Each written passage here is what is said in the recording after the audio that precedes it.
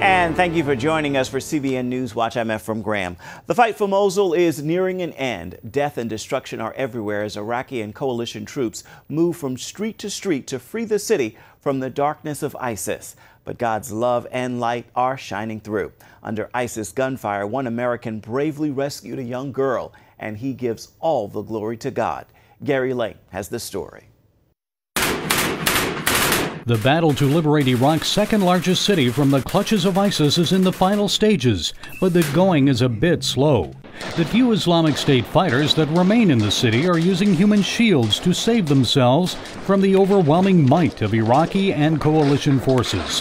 One Iraqi commander says it's important his troops keep people safe. We've been advancing meter by meter these days to avoid any problems with regard to protection of civilians, he says. Now we move only 50 to 100 meters every day to protect the people here. This drone view shows the destruction in western Mosul. Blown up by ISIS, the Grand El Nouri Mosque is in ruins. Earlier this year, the U.S. Defense Department said approximately 2,000 jihadists remained in Mosul. Many have recently fled the city or been killed. Their numbers have now dwindled to just a few hundred. The offensive started last October and has brought ISIS to its knees. But it was the amazing rescue of a little girl in early June that brought one American to his knees in thankful prayer. It's the video and story that has gone viral. Pinned down by ISIS gunfire in Mosul, Free Burma Rangers leader David Eubank moved in to save a young Iraqi girl. ISIS fighters had killed more than 70 people on the street the prior day, and some were still alive among the dead bodies, including the girl, who was clutching the body of her dead mother. Under fire, Eubank says he ran behind a tank and started praying the whole way. He motioned to the traumatized girl, but she wouldn't come to him.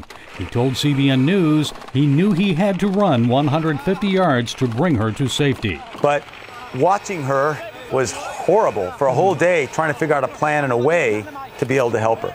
The little girl was just holding onto her dead mother and was terrified. And so I just said, Lord, help us. And I thought, if I die, my wife and kids will understand. It's to save a little girl. Eubank says he was afraid, but one Bible verse kept coming to him and brought him encouragement. John 15:13. Greater love has no one than this, to lay down one's life for one's friends. People say he's a hero. Eubank disagrees. I consider myself forgiven by Jesus and blessed to do something. And it was, I believe, God's power that helped us rescue that girl. Gary Lane, CBN News. Senate Majority Leader Mitch McConnell is hoping to start the 4th of July holiday with a revised version of the new health care bill. Everybody around the table is interested in getting to yes. He is still fighting an uphill battle. 9 GOP senators are opposed to the bill, and it is unclear which parts of the draft McConnell can change to get the 50 votes he needs to pass it. Republican Senator John Cornyn, though, is still optimistic about this new bill. I expect to have the support to get it done, and yes, we will vote this week. If Senate Republicans cannot get this bill finished this week, some say it is time to begin exploring other options.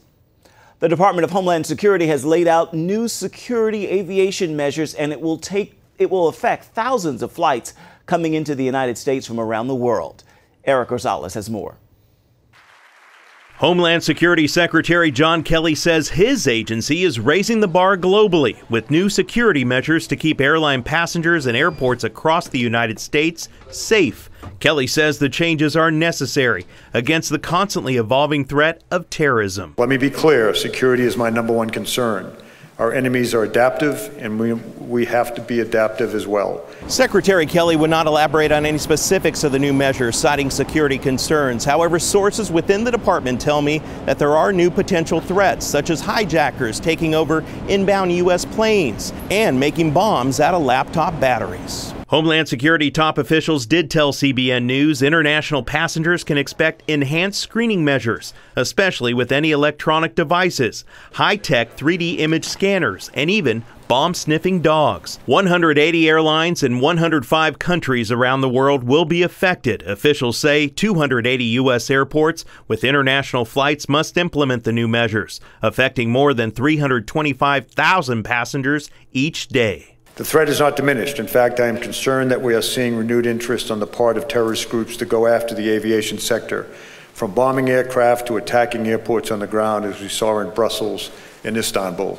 Although Homeland Security does not have jurisdiction over foreign airports, it does have authority over all planes with direct flights to the U.S. Top Homeland Security officials say any airline that does not implement the new measures when they're supposed to could face hefty penalties, such as being banned from landing their airline at any U.S. airport.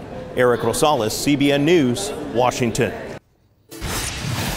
A candid confession from the founder of Focus on the Family. James Dobson talks about his storied life next.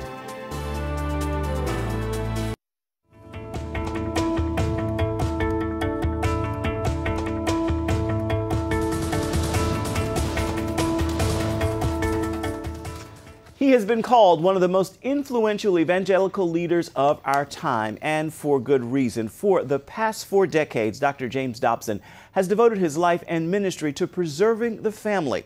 He is best known for his long-running radio show, Focus on the Family. And this year, he is celebrating 40 years in broadcasting.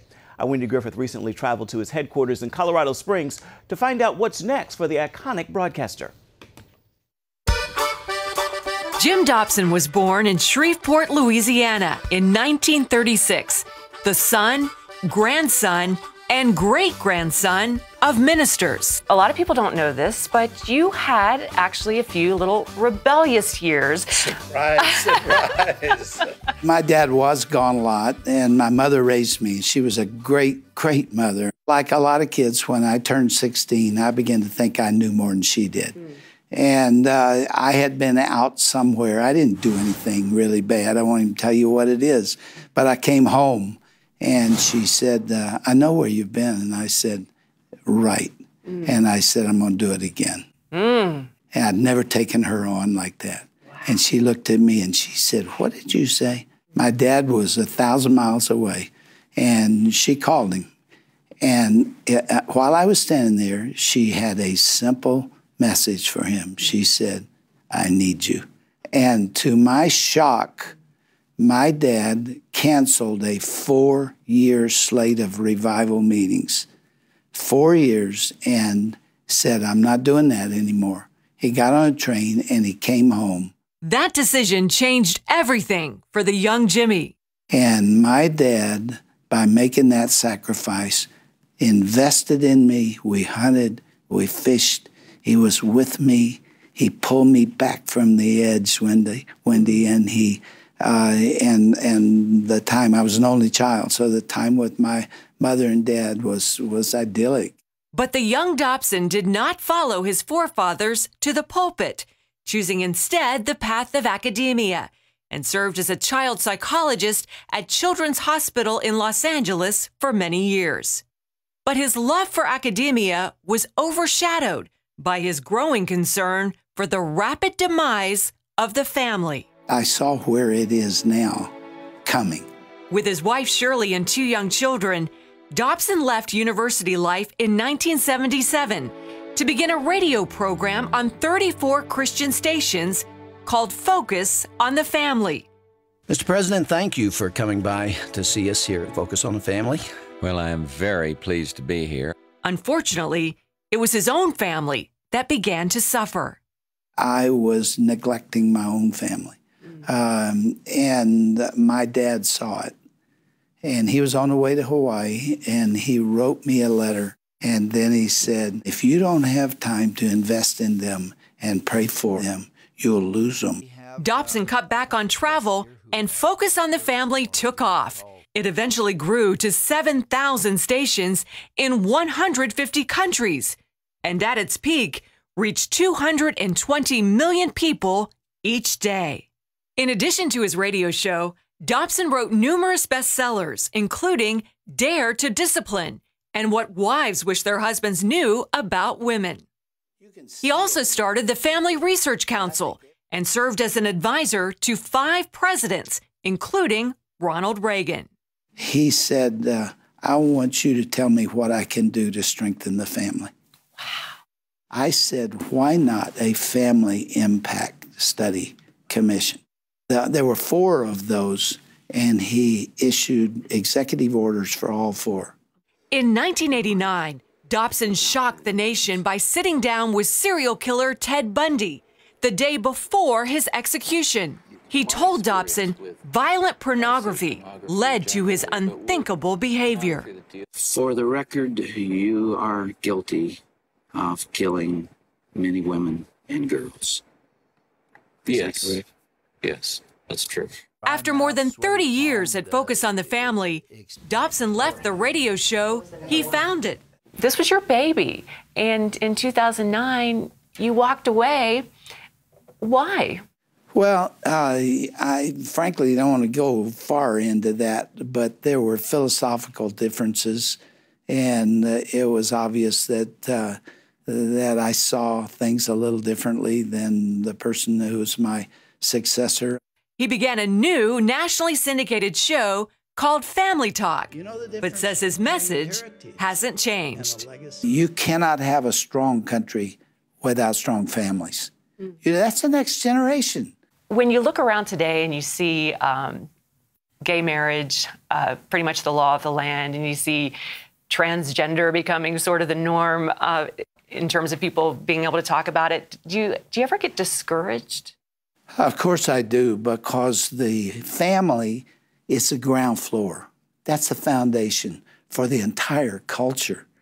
Wendy, I mean, everything sits on that. Is it a good likeness? At 81, Dobson says he has no plans to retire. He starts each day with 45 minutes on the treadmill before coming here to his office that looks more like a ski chalet, adorned with rustic furniture, family photos, and a majestic view of Pikes Peak. And like Pikes Peak, which towers more than 14,000 feet above Colorado Springs, Dobson says one thing remains paramount over all else: teaching your children to love the Lord. There's nothing more important than introducing them to Jesus Christ. So to have an opportunity to influence those individual families is a great thrill for me. She appears on America's Got Talent and blows the audience away with her show-stopping performance. But it's her powerful story that's warming the hearts of everyone. Stay with us for that. When your legs don't work like they used to before. And that young lady with the big, beautiful voice is 27-year-old Kechi Okuchi. She's making headlines for her show-stopping performance on NBC's hit show, America's Got Talent. And behind that powerful voice is an equally powerful story. She joins us now to share more about that. Kechi, thank you so much for being with us. Thank you for having me. First off, what started you to sing? Starting me singing, that would be just the pure love for music, really. I grew up in a very musical household, both from my mom and my dad's side, so I was greatly influenced by their taste in music. And basically that just birthed in me this real love for music of all genres and kinds. And over time I started singing along, and then I just found that I really loved singing along, and that's just kind of how it flowed. Beautiful. We're so glad you are still doing it. Tell us what happened to you in 2005. December 10th, 2005 was a day of national tragedy for citizens of Nigeria. I was in high school in 12th grade when I was involved in a very terrible accident. And I was basically getting home from my boarding school for the Christmas holiday, along with 60 other students from my school and other passengers, just random passengers, making up 109 people on the plane that we boarded to get home. So everything was normal, you know, that day. Nothing was odd about the day. We went from the bus the school bus to the airport and then waited a bit. Flight was delayed, and then we got to the plane, boarded, and everything was just normal. And the flight was uneventful for the most part. I was in an aisle seat, and next to me was one of my very good friends, also in an aisle seat. And it was about 25 minutes to landing when the pilot made the announcement that he would be starting his descent into the airport. And so the turbulence started, and at first no one really panic because turbulence happens, but then it started to get really bad and very kind of like really strong and hard and jerky, and people started panicking. And then the lady at the back kind of shouted, and in this panicked, she like just shouted, in the panicked voice, and that kind of caused chaos to erupt around the entire cabin. And I remember just being in this state of stunned, like I was just stunned and shocked that this was my reality, and I just never really got past the shock part of the entire episode. And I remember holding my friend's hand from across the aisle, and she asked me, she was like, "What do we do?" And I remember saying, "I think we should pray," but I don't quite remember. Like it was kind of like almost from like a removed point of view. I could like hear myself say those words, and the next thing I remember is just this really sharp, like metal scraping sound in my ears. And then I must have blacked out, because the next thing that happens is I'm waking up in a hospital in South Africa 5 weeks later. Wow. And you're one of only 2 people who survived that crash. Can you tell us about the healing process? What was that like? The healing process, it was very... First of all, there were like, I have 2 segments of it, in my head. It's kind of like separated into 2 different segments. There's the healing in South Africa, and then there's the healing here in America. And South Africa is where I did my emergency treatment. They flew me there right after the accident because it was the closest place that had the best healthcare, that was equipped to take care of the level of burns that I had. And those 7 months in South Africa were definitely the most difficult 7 months of my entire life till date. It was a matter of life or death in those moments, and the pain was excruciating, and the itching that came with the healing scars was even worse, if that's possible. Can't let you go without asking about America's Got Talent. Beautiful performance. How are you feeling seeing this all unfold for you? Oh, wow. That has been just such an uplifting and fulfilling experience so far. Like, first of all, I'm still in awe that this is even happening right now. I've never imagined or allowed myself to dream of the fact that I would be on a stage performing and singing something that I love to do, something that's so personal to me, sharing that with America. I mean, it's just so wonderful. And I've always imagined myself, singing in my room, in front of just, my bed and my furniture, and just like imagining the stage there. But, that was like as far as it ever went. So this has always been one of my, like secret dreams. And to see it, come to fruition in this way, I mean, even if this is how far I get, I don't even care. I am just so happy I got that experience in my life. And I'm just so grateful to God for everything so far. I hate to put you on the spot, but is there a song on your heart you might want to sing a line or 2 for us?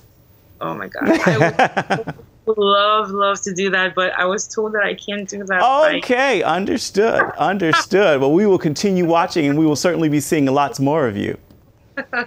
Thank you so much. Thank you so much, Ketchy, for sharing your story. You can catch more of Ketchy on America's Got Talent. We'll be rooting for you all the way until the end. Thank you. Thank you so much for having me. God bless you. God bless you too. A Michigan couple is celebrating a huge milestone, 80 years of marriage. Donald and Vivian Hart are both 99 years old. They met in church and have been madly in love since day one. Family and friends gathered at their home to celebrate with the couple who share their secret to a successful marriage. Mr. Hart says, do what is right in God's eyes. Mrs. Hart says, always be sure to put God first in your life. The couple also says they pray together every day. Congratulations to the Harts. So nice to see. Right now, it is time for your Thursday Thankful, and today I hope you'll join me in this prayer of gratitude. Father, I am so grateful that your grace exceeds my mistakes and you deliver a fresh dose of it every single morning. How beautiful to know we get a new round of grace and mercy with every single new day. That is an awesome privilege. And with that word, be sure to make this a thankful Thursday. That is a wrap for this edition of CBN NewsWatch. You can find more of our exclusive coverage of the issues you care most about at cbnnews.com. We'd love to hear what you think about the stories you've seen here today. You can do that by emailing newswatch@cbn.com. You can also reach out to us on Facebook, Twitter, and Instagram. Hope you will join us again right here next time. It is Thursday. Make it a thankful one. We'll see you back here tomorrow.